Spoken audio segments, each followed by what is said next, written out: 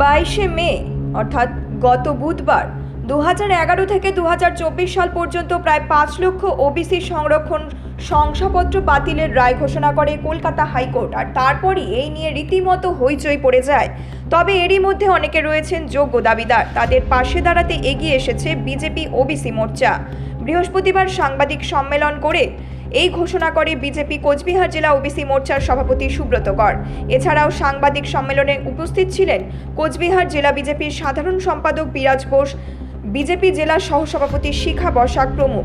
যোগ্য ওবিসি সংরক্ষণের তালিকাভুক্ত যারা রয়েছেন তাদের পাশে রয়েছে বিজেপি। এই আশ্বাসে তাদের জন্য আইনি লড়াই লড়ার পাশাপাশি তাদের সহযোগিতার হাত বাড়িয়ে দিতে হেল্প ডেস্ক থেকে শুরু করে বিভিন্ন উদ্যোগ গ্রহণ করেছে কোচবিহার জেলা বিজেপি ওবিসি মোর্চা।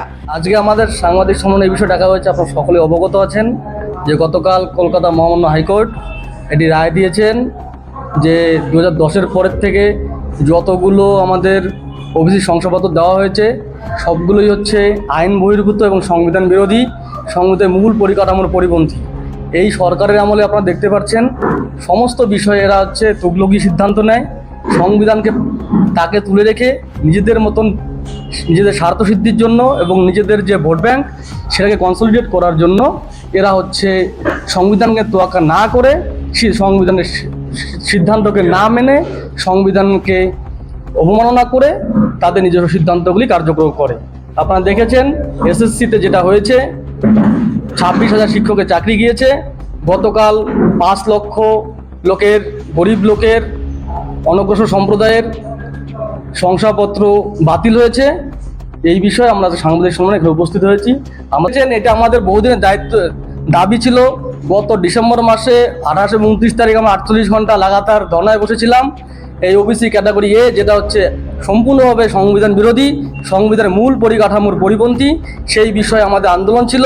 আজকে এই আমাদের আন্দোলন সার্থকতা পেল এবং এবার আমাদের দাবি থাকবে যারা যারা সত্যিকারের হচ্ছে সার্টিফিকেট পাওয়ার যোগ্য তাদের জন্য তাদের পথ যেন প্রশস্ত থাকে এবং তাদের যেন সুগম সহজ পদ্ধতিতে তারা যেন সার্টিফিকেট পেতে পারে।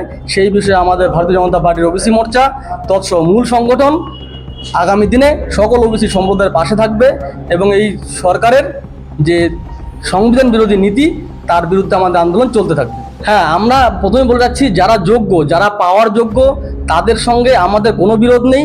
তারা প্রত্যেকেই সার্টিফিকেট পাবে এবং যথা সময়ে পাবে।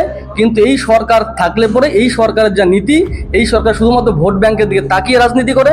তাতে আপনারা দেখেছেন 26,000 শিক্ষকের চাকরি গিয়েছে, সেখানে অবশ্যই সকলেই অযোগ্য বা টাকা দিয়ে চাকরি পায়নি, সেটা যেমন সত্যি হয়েছে ওখানে, এখানেও তাই। যাদের সার্টিফিকেট বাতিল হলো তারা সকলেই যে ওবিসির আওতাভুক্ত নয়, ব্যাপারটা এমনও নয়। কিন্তু এই সরকারের তুগলকি সিদ্ধান্তের জন্য সাধারণ লোক এবং যারা যোগ্য লোক তারাও ভোগান্তির শিকার হচ্ছে।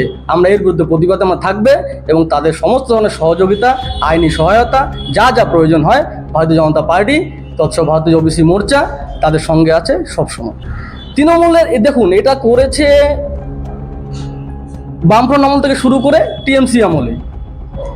তাদের অন্যায়, তাদের হচ্ছে সংবিধান বিরোধী নীতির জন্য এটা সংগঠিত হয়েছে। বিজেপি না এর আগে ছিল, না পিছিয়ে ছিল, না সামনে ছিল।